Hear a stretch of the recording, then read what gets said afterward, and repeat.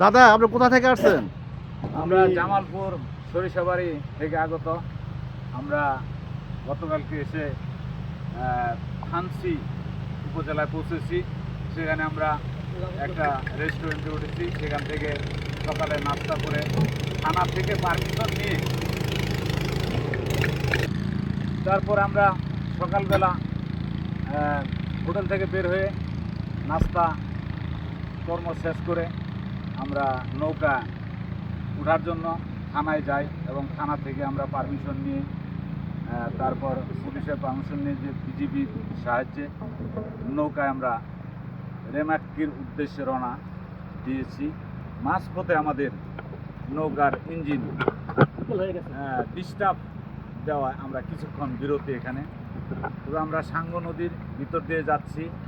দুই দিকে পাহাড়, পানি, গাছ সব কিছু মিলে আমাদের খুবই ভালো লাগছে পরিবেশ। যদি আপনাদের মনে চায় যে আল্লাহ তাআলার সৃষ্টির কোনো কিছু আমরা দেখতে চাই, তাহলে চলে আসুন এই সাঙ্গু নদীতে। সাঙ্গু নদী দেখে যান।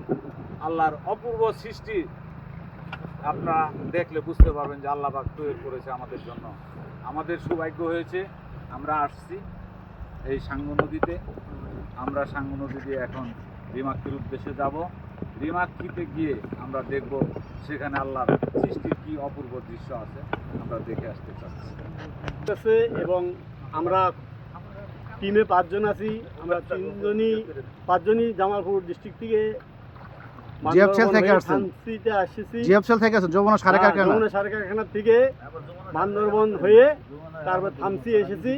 এখন আমরা রিমাক্কির উদ্দেশ্যে রওনা দিছি। সাঙ্গু নদীর বুক চিরে চলছে আমাদের নৌকা। মাঝপথে আমাদের ইঞ্জিন যান্ত্রিক ত্রুটির জন্য কিছুক্ষণ বিরতি হয়েছে এখানে। হ্যাঁ, সালাম দেন। আসসালামু আলাইকুম। হ্যালো গাইড, শুভ সকাল। আমরা এখন রামাক্কির উদ্দেশ্যে সাঙ্গু নদী দিয়ে চলে যাচ্ছি। দুই ধারে উঁচু পাহাড়, সবুজ গাছপালা, আল্লাহর অপূর্ব সৃষ্টি দেখার সৌভাগ্য হয়েছে আমাদের।